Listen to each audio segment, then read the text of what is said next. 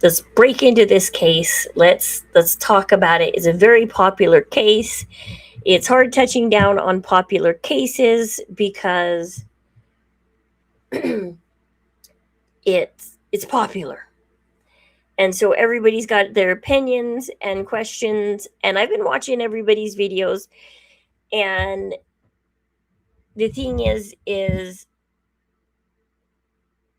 I got questions about this case that nobody's asking. I got questions, and we're going to go through them because this case does raise uncomfortable questions. We're going to go through them all. I didn't write them down. I should have wrote them down and bullet pointed them. I never write down a script or anything, which is bad. So, let's see.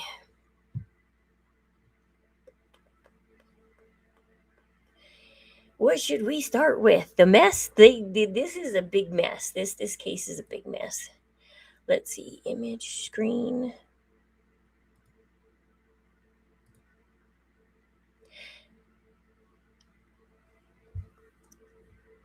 I agree. I've never seen a car crash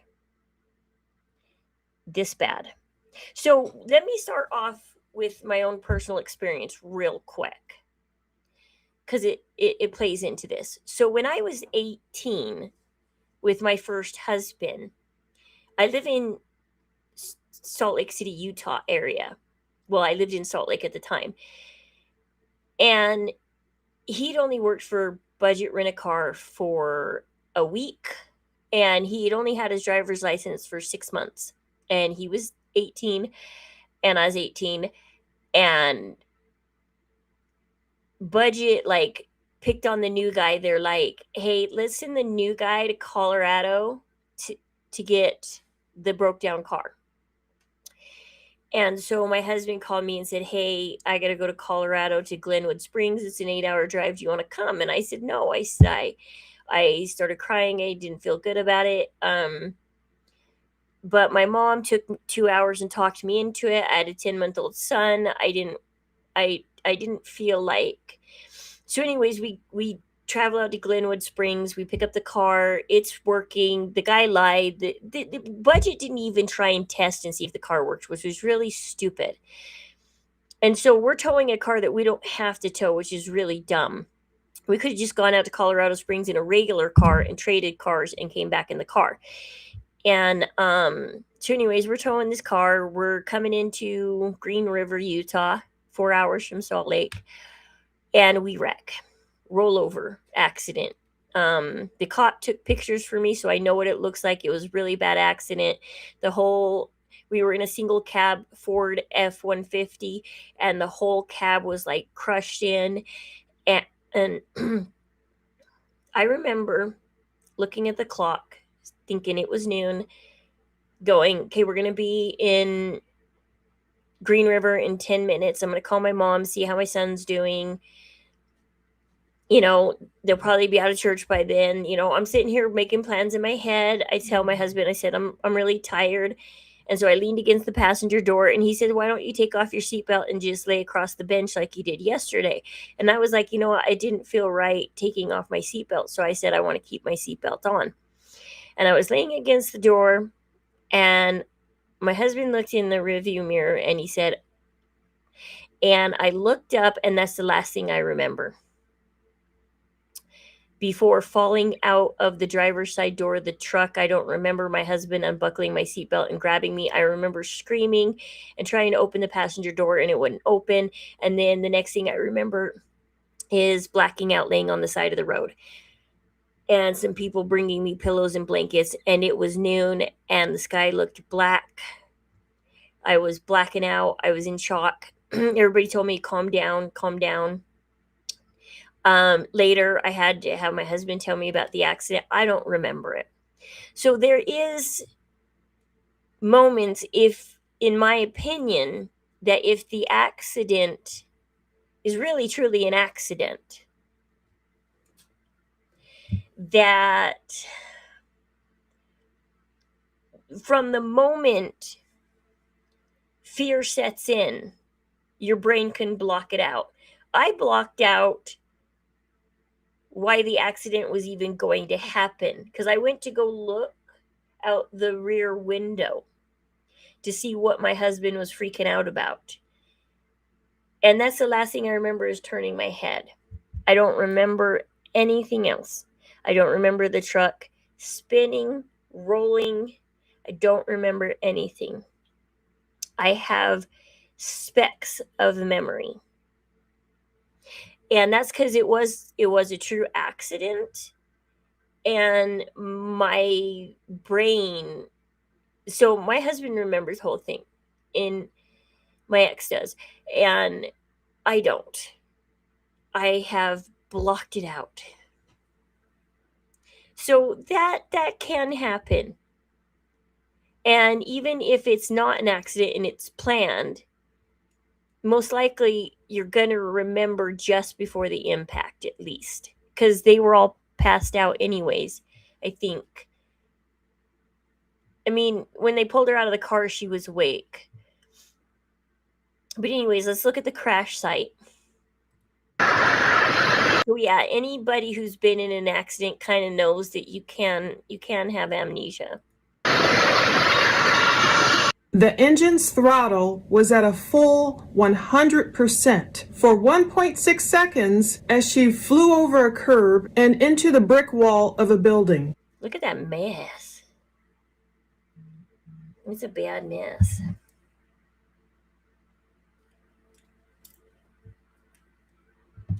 It's a bad mess. I like that this shows you, well, I should probably wipe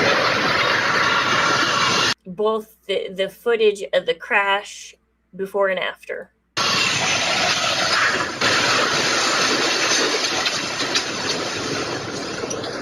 Like, that is a horrific mess. Like, the building, the car, everything. I'm surprised the car just didn't, you know. I wonder if the reason why she survived is because she's so tiny. She's so tiny and flexible. By the way, yes, there will be dogs wandering in the background. And Blue, you need to chill out.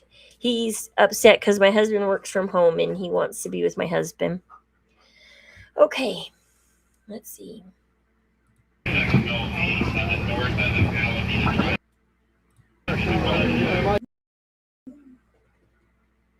So you're going to hear him cry a little bit because he's got anxiety when he's away from my husband. One of the Okay, let's see. I want to see what else this one shows. I don't know what else this video shows that I want to talk about. So the first thing I want to get into is Mackenzie was 17 and Dom was 20. Everybody is up in not in this Mackenzie Shirilla community, but in other communities, people are all up in arms about adults dating children, which I see, because when Dom was 18, that means she would have been 15. When he was 17, she would have been 14. And they say that they were together through their whole high school years. So she was 14-ish when he was a senior graduating. And so you have this 17-year-old dating this 14-year-old, and he turns 18 and she's 15. And this is okay with both parents, with everything. Like this is okay. This 20-year-old is with a 17-year-old. And that's neither of the like, it's like, where were the parents the whole 4 years? The whole 4 years, where were both parents? When Dom's mom got notified of Dom's passing, the first thing she said is, "Where's Mackenzie's mom?" Like, you know, they have a strong, good relationship, because the first thing she said was, "Where's Mackenzie's mom?" Like, she cared for her. Up until the point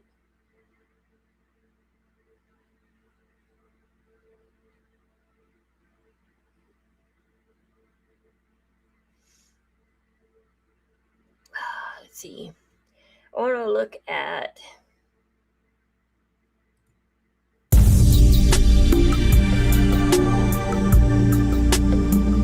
Okay, so I heard about like he was texting at 3 a.m. 2 hours, almost 3 hours before the crash. About he was texting his goodbyes. Like, what's up with that? Like, nobody. I heard a brief snippet about it, and then nobody's talked about it. Like, why is there this brief snippet about it?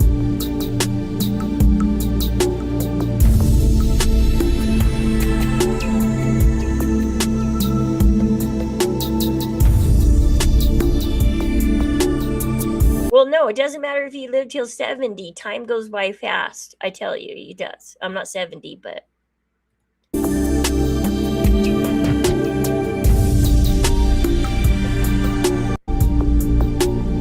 And Mackenzie was living with Dom. And so she's 17. So the mom is letting, both moms here are allowing this girl to go live wherever she wants, go do whatever she wants. And people talk about, well, Dom had started his own companies, Dom was doing this, Dom was doing that. And when I see pictures of Dom, I don't see a business style 20-year-old trying to get into business. Like, I come from where everybody's talking about Nick Shirley and Charlie Kirk and all of those guys, and they didn't look like this at 20. This is not how they look at 20.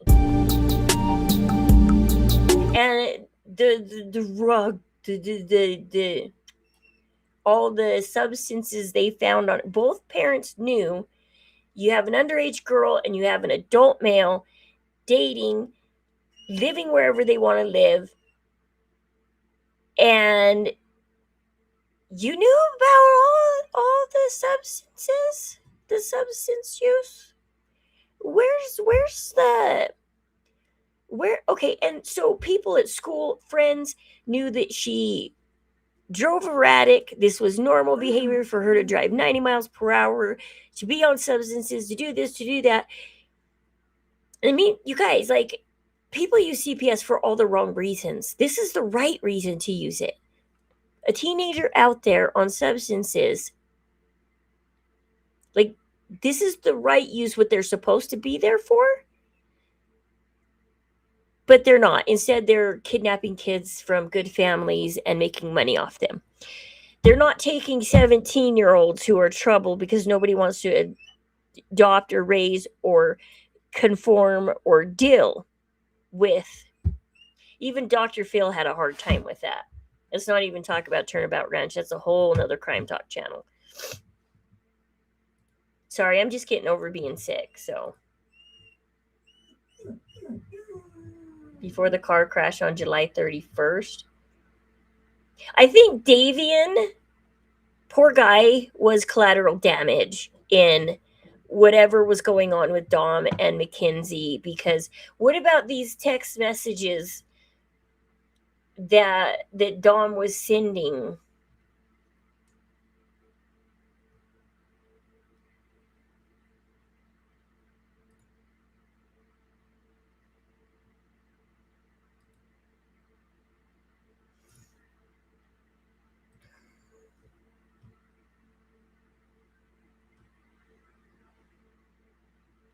I have not watched the crash, but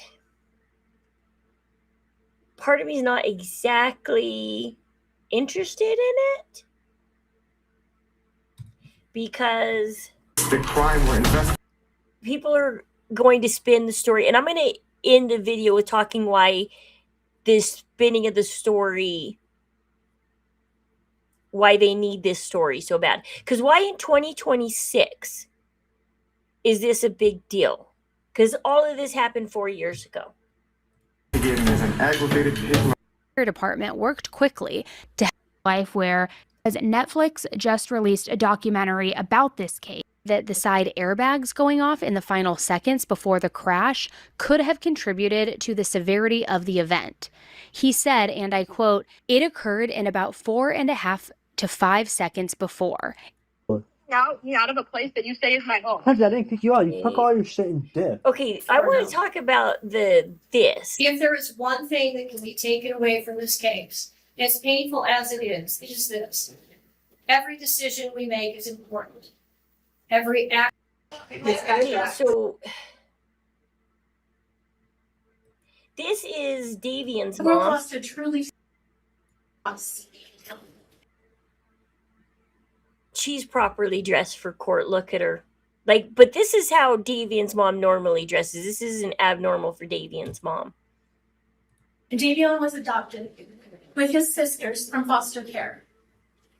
And look at the sister. But it's traumatic.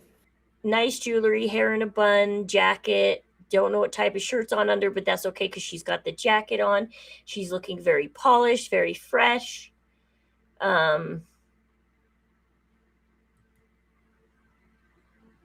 You have Dom's mom. She cleaned up a lot for this too.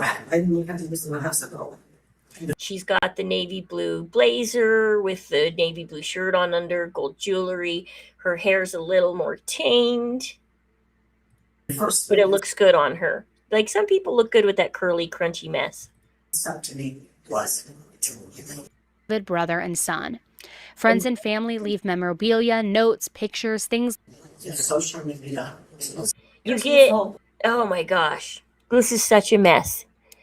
Okay, why is nobody talking about this either? You have Mackenzie's mom in a tank top shirt in court. Her hair is like just combed, just like she didn't even try. No jewelry. She's got a ring and a weird bracelet, and is she wearing a bra? Is she wearing a bra? Because she's going to court, standing up for her daughter, who's about to be sentenced, and she's got to speak for her daughter because she's being sentenced, and she's wearing a tank top shirt with no bra, and her hair just combed a little bit. I would have been like dyeing my hair, doing it nice, being like Dom and Davian's mom, wearing blazers and button-up shirts and court pants. I mean, you don't have to wear a dress, but you do have to go to court. And he didn't answer the phone. So then I tried to call his. She's very overly emotional. I don't think she's wearing a bra. Mom, and she didn't answer the phone either. And I still didn't know who was in the car. I didn't even know if she was alive. I didn't know what was happening. So then we were in the waiting room. And then his mom ended up thinking she did call me. One so little phone, clip, and I was like, oh one little clip in your hair. And yeah, she's talking about her experience, and she didn't even say, like, we didn't even know if Mackenzie was alive. She didn't say we didn't know who was with her. We didn't know if Dom was with her. We didn't know all of this stuff. All we knew is there was Mackenzie, a wreck, some passengers. We're panicking. We're freaking out. Like, God, like, I don't even know who was in the car. Like, what's happening? Was that Dom? And she said, what do you mean? My son is dead. And I was like, I'm so sorry. And then she said something like, and now I have to wait till your kid's out of the hospital. And then I didn't hear the rest. yeah, that's the wrong thing to say to a judge. Oh my gosh. Where's the lawyers or something standing by her? Because, like, when you have Dom's mom up there, like, she had a little bit of an unfair advantage, I'll say. Because who's this woman standing by these guys? You have this woman in this girl, and then you have this woman who's standing there for Davian's mom, 7/21. I'm sorry, and Dom's mom. 2022. And she's in a blazer and a white shirt, just like them, hair curl. So much more than part of. He was. So she's there. He was 20 years old. Okay. So I jumped Then on. you have and I was her, like nobody helped her. She's And on all behalf of alone. Mackenzie, for Halloween, and it was an OU. And she didn't even want to go. She said, I don't know, should I? Hopes, what kind of expectations do you have for Mackenzie's future? That the truth will set her free. That's what I need to have happen. The truth, that there was no intent, that She part, looks a the little truth will better on set her this free. interview. So when I first Her hair is a little more like purposefully styled. And she's in a decent shirt. Like, this is how she should have gone to court. Intentionally, and she didn't. And there's like, and they don't know. There's information they didn't see. There's information But you can't be emotional in front of judges. And I do want to talk about bench trial versus jury trial. The reason why you don't do a bench trial, there's like two main reasons. One, when you do a jury trial, what most people don't understand is you take the power away from the courts and you put it in the hands of we the people. And you get to explain your case to normal people. It's hard when your case is very televised, but you shift. Prosecutors do not like jury trials because if they do a bench trial or a plea deal, they get to control the courtroom, the outcome, the sentencing, everything. Them and the judge. And generally, they're on the same page, the prosecution and the judge. You come into the courtroom, you are guilty. Nobody thinks you're innocent at all. That framing has changed over the decades. Like, nobody honors the state is supposed to prove. And then you have all the, indicting by information versus grand jury. When you're dealing with a life sentence, you're supposed to indict by grand jury, not by information. And so I don't know if this case started by information or grand jury indictment. But and also people don't understand this, and I'll explain this in a sec too. Let me finish the bench trial thing. So, because thoughts are just coming to my head. So in a bench trial, the power completely lies with the court, with the judge, with the state. And they know the law. Okay? They know the law. So the whole thing is when you turn it over to a jury or a judge, they look at the law on the books. They look at the crime. They look at the evidence that was presented. Does it match the law? Does it fit the law? Do you think she's guilty? And by the definition of the law. And so they'll instruct the jurors, here's everything we're charging them with. You have to look at the law, interpret the law, and tell us if she's guilty. So when they read the guilty verdict, when you receive the paper in court, the guilty verdict tells why they deemed you guilty. They can't just say guilty and write it off. So if the jury comes back and they hand the judge one piece of paper, you're most likely innocent. If they hand the judge a couple of pieces of paper, be prepared for some very, very, very bad news because they had to type up some guilty verdicts, and why. So a bench trial, the judge is going to interpret the law very different than a jury, and a person who looks at the law doesn't understand the law, doesn't know how to read the law. And so this is where you want to do jury trial and put the power in the hands of the people, take it off the prosecutor, take it off the state, take that power away, because now the prosecution has to perform for the jury, not the judge. And it's easier for the prosecution to perform for the judge than it is a jury of people. And so she might have got a similar outcome with a jury, but at least we, the people, took it into our hands. And that's what matters. On my TikTok Talk with Rose, I talk about this, about putting the power back in with we the people in our court systems, because our courts are closed off, especially family courts, and they're designed to push the Constitution out, to go by policy and procedure, not law. to go, it could be political, like I'm in the Gypsy Rose case. Gypsy Rose, people are mad at that she only served 8.5 years, and they're trying to make Fancy Maselli's trying to do this Didi's Law thing to make it so that people can't profit off the crime if they get out of prison early. Well, that's not what you should be mad at. What you should be mad at is the reason she only had a 10-year sentence and got that golden deal for what she did was because it was a political thing. It was political. The governor was up for re-election, and he wanted to look lenient on this poor girl that was trapped by her mother in a wheelchair for her whole life. And so be mad at the court systems for bringing politics into the court system. Politics should never enter into the court system. Oh my gosh, politics should never enter into the court system. And so, yeah.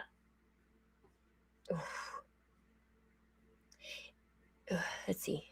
Oh my gosh. Is this not working? Oh my gosh. Have I been muted this whole time on this one? Oh my gosh. I don't know. Uh-oh. I think I screwed up. I don't think my mic's been working on my other channel. Uh-oh. Can my mic not? Oh, blank idea. Yo, this live is pre-recorded. No. Sorry. I wasn't paying attention to the chat. I wasn't expecting people in the chat, but yes. My gosh, it's not pre-recorded. Oh my gosh, I screwed up my live because I think my other channel, I'm going to have to, oh my gosh. Okay. I think I'm not, okay.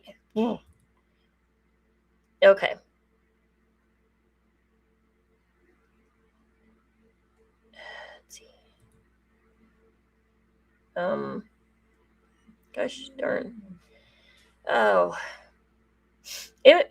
Okay. Restream is confusing me because it's supposed to stream to everything I tell it to stream to. I am sorry. I didn't know anybody was in my chat. This is not pre-recorded. I am live. My gosh, I screwed up this live. I screwed it up. I think I screwed it up. I don't know.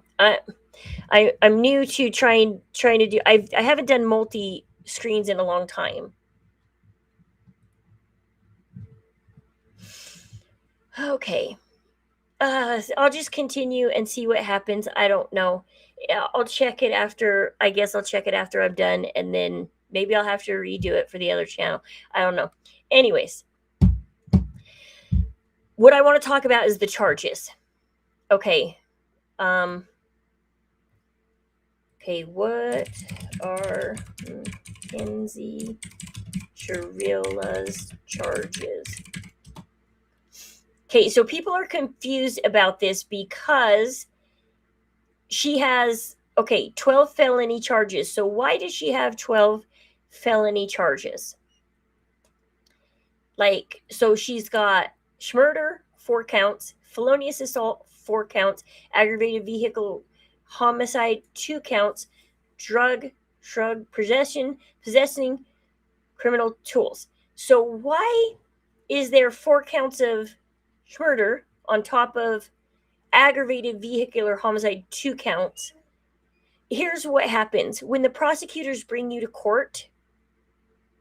I'm going to watch the chat, by the way. I'm watching the chat. When prosecutors bring you to court, they want to make sure you go down for something. So they're not just going to go for 4 counts of murder, because what if they do go to jury trial? And what if they say, no, this was an accident? Well, then they have 2 counts of aggravated vehicular homicide to fall back on, and 4 counts of felonious assault to fall back on. Now, they do this so that she's going to prison no matter what, okay? Each one of these charges carry a sentence. And when it says 4 counts, what if each of them carry 10 years and they decide, what are they going to do? Consecutive, you know,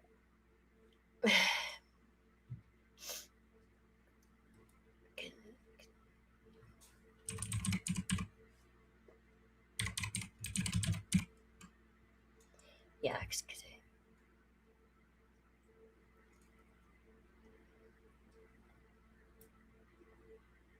So, yeah, consecutive versus concurrent.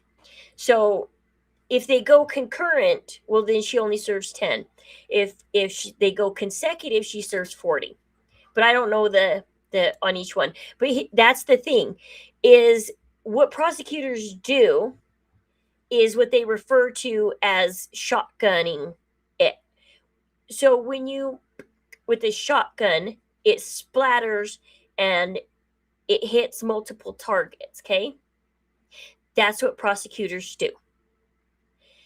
If the original charge, they think that you can overcome it with your evidence and it's not going to stick, they will tack on 10 other charges because they're going to get something to stick. My lawyer one time told me, said, Rose, if you fight this, take the plea deal. If you fight this, they're just going to tack on this and that and that and that until something sticks. Because they do this shotgun approach to the law, which shouldn't be right. So they do that. They do this shotgun approach to the law.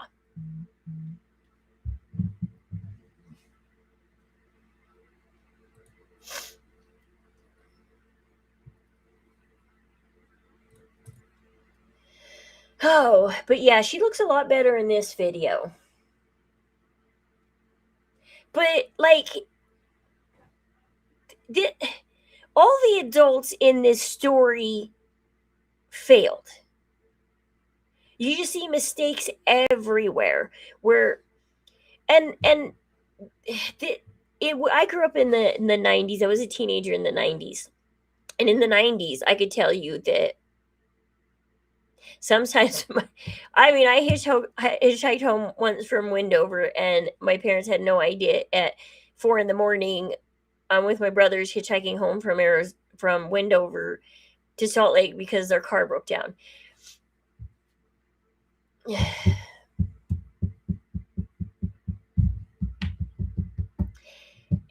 But people are trying to stop that now. Like, you gotta be a helicopter parent nowadays. And so these parents, I don't believe in being an exact helicopter parent, but I also believe in, like I said, she was 14 and Dom was 17 when he turned 18. When my son turned 18, I told him no underage girls in this house after 11 p.m. And that was being lenient to him. I would go downstairs and kick all the girls out at 11 p.m. because I said all it takes is one mother who found out their daughter at 2 a.m. is in your bedroom, and it doesn't matter what she says, or it doesn't matter what you say happened. Nothing. They're friends. You're just friends. You like to hang out all night long. That happens. I mean, trust me. All night long, we had people over in our house 24/7. Sometimes I didn't get sleep at all and went to school with zero sleep. But I was like, dude, no. All it takes, I tried to prevent my son from getting any kind of charges like that the mom's like, nope, my daughter was at your house. Statutory, great. Great. Yeah. And so he was mad at me, and he moved out as soon as he turned 18. Not too long after he turned 18, because he wanted to party and have fun and not have me stop it. And because I was killjoy on his fun. But when your son is 18 and all of his friends are still in high school, you have to be like, dude, you can't do this. You are 18. You have to act 18. Because even at 17, sometimes 17-year-olds can be charged as an adult. Some don't. It depends on the prosecution and the judge. Some get charged in juvenile court. That's rare. That's very, very rare, especially when it deals in serious crime. And so, oh my gosh, just the questioning of the adults, we can spend all day on this, just questioning the adults.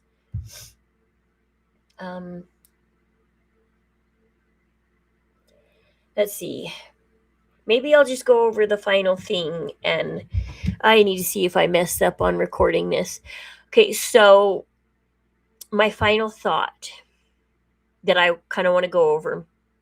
So this case happened in what, 2002? And then she went to court in 2022. Gosh darn it. I'm having a hard time in the new year. And she went to court in 2024. All this is said and done in the past. So why did they come out with a documentary now and this case is lit on fire? Like, I'm in the Gypsy Rose community and everybody's upset because this case is on fire, and it's all of us streamers have turned towards the Shirilla case instead of talking about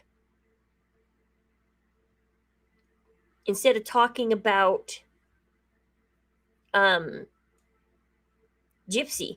Her case is so done. We've already for 2 years, for over a year, for like a year and a half, I was in that community, and we have come up with every theory possible. It's time to kind of leave her alone and let her live her life. That baby's not real. I was up on Case's panel talking about that. Anyways, where was I going with this? Final thoughts. Oh yes, why now? Why this documentary? Because I think I have this like alternate theory. I gotta show you a video real quick.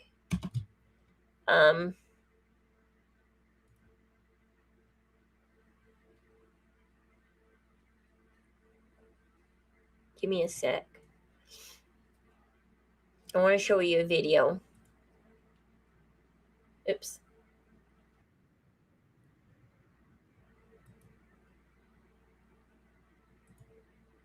Okay, so search. I want to do.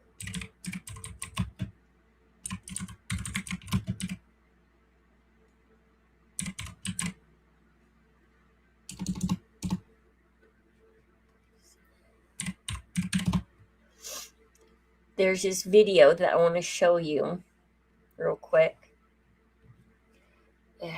I should have had it pulled up in the background.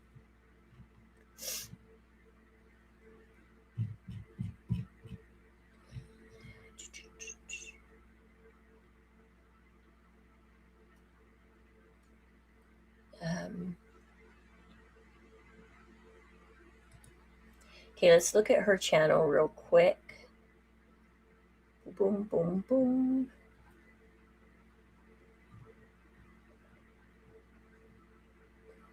Okay, I thought it was sooner than that.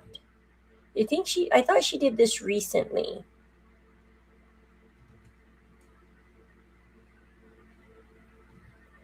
Let's see. Am I gonna have to Google the...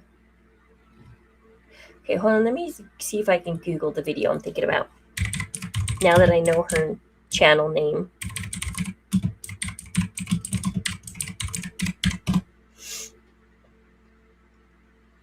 Okay, here we go. I found the video. Google works. All right. Okay. Okay.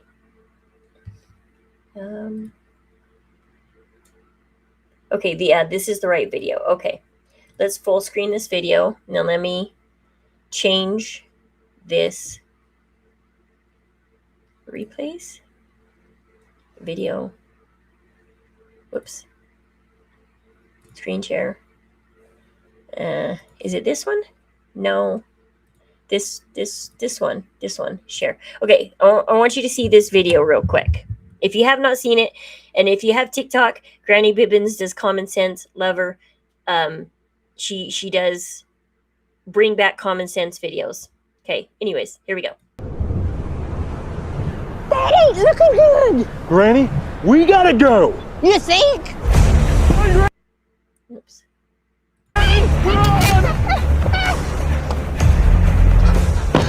Let's go. Come on.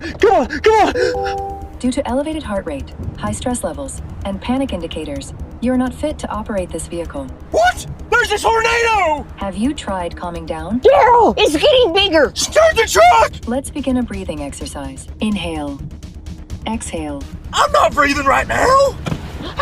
Daryl, do something. I'm trying! Analyzing driver condition, I've determined you I know what you've determined, but you're wrong! I am never wrong. Whose bright idea was this? Your government's.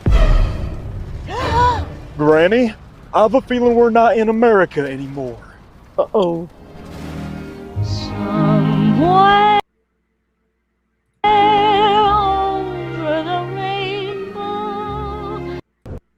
Okay, I love this video. Because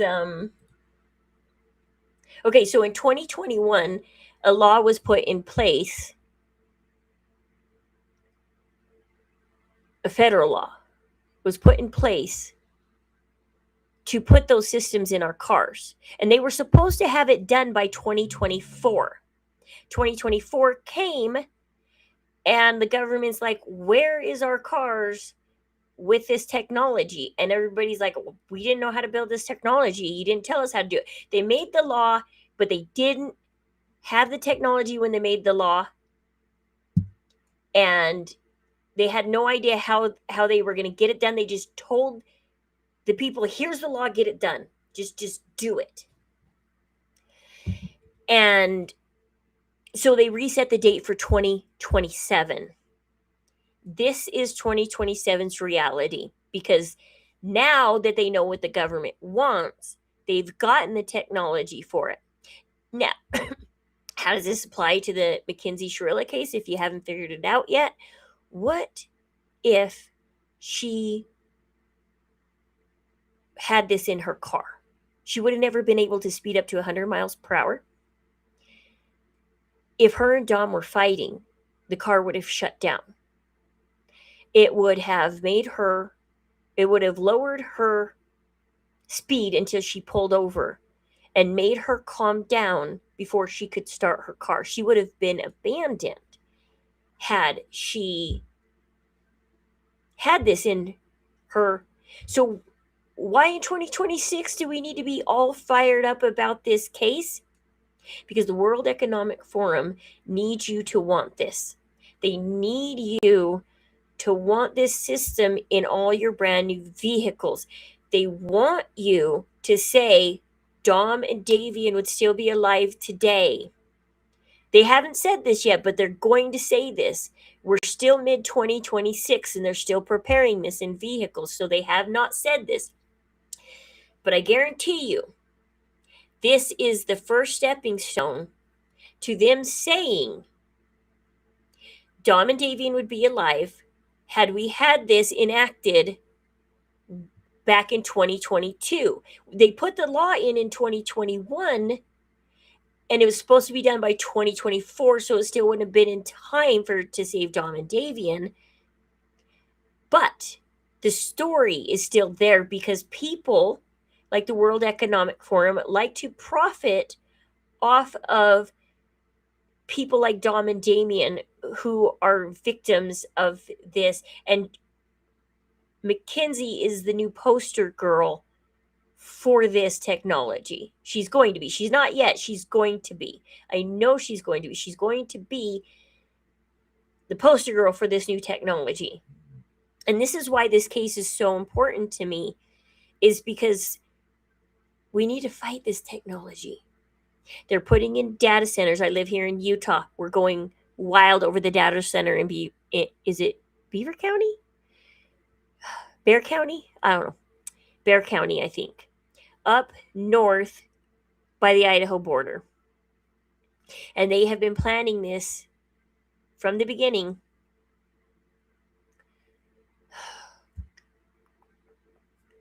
Because of the land purchases and when they happened. They were always planning on because Governor Cox got caught a couple years ago at the time of his election. We the People Utah, this couple who runs their YouTube channel, approached Governor Cox and asked him about smart cities. And Governor Cox told him, "You're insane. Smart cities, that's your word, not my word. There's no such thing." Conspiracy theorists. 5 minutes later, Governor Cox was recorded in a meeting literally saying the word smart city, that Utah will be the first smart state. And the first stepping stone is data centers. The second stepping stone is these cars. The third stepping stone is all the townhomes they're building. There's no more homes anymore. They're not building single family homes hardly anymore. There's a few of them going up, but mostly there's apartments and townhomes, and every neighborhood looks exactly alike. We're going into a mixture between, I think we're hitting like Equilibrium, that if you've seen that movie with Christian Bale, we're hitting Equilibrium, we're hitting Handmaid's Tale, we're hitting 1984, and we're hitting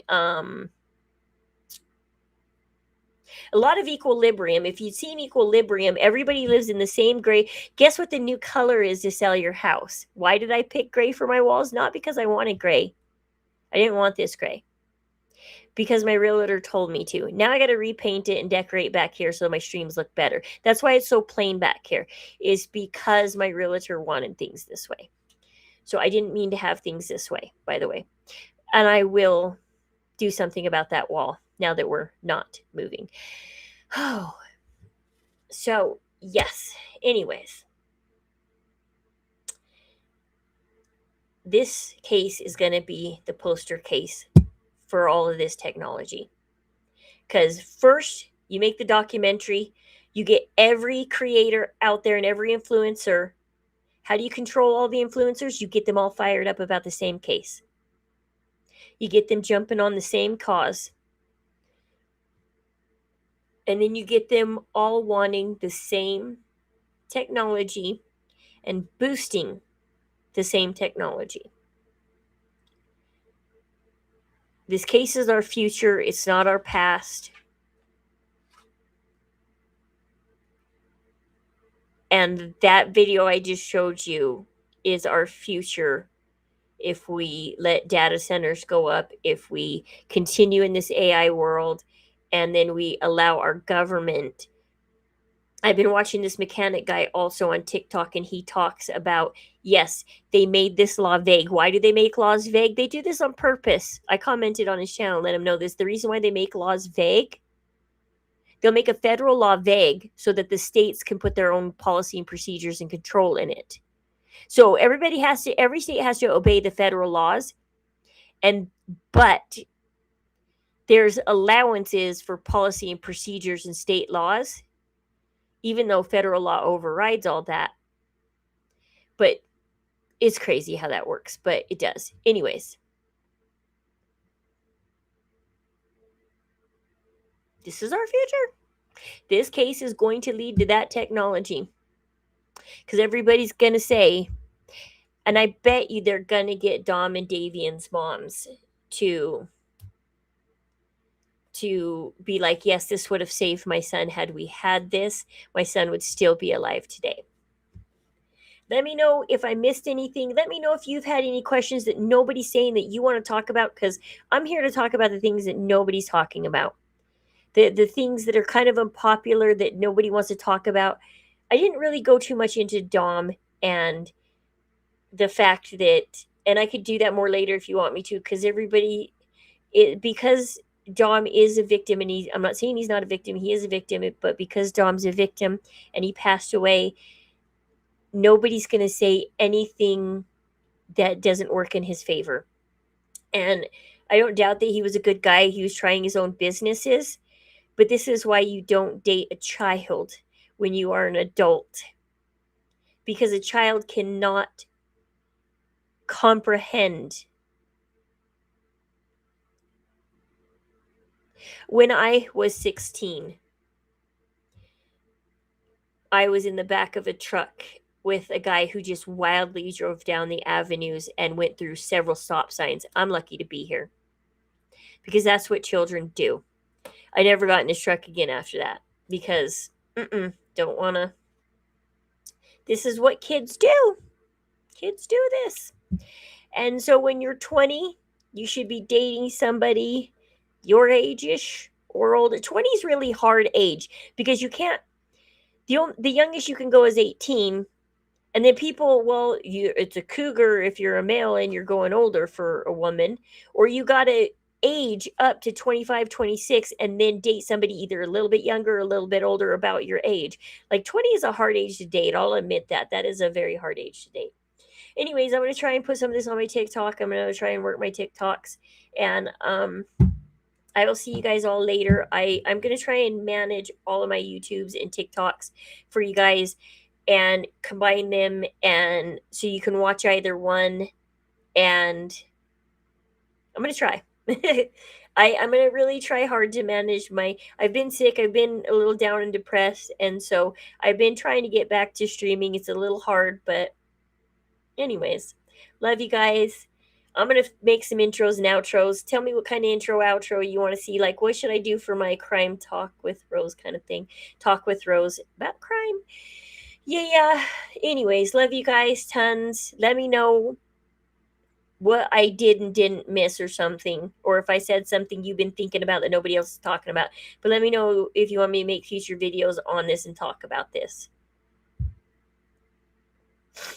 I don't know if I have to wait 10 seconds.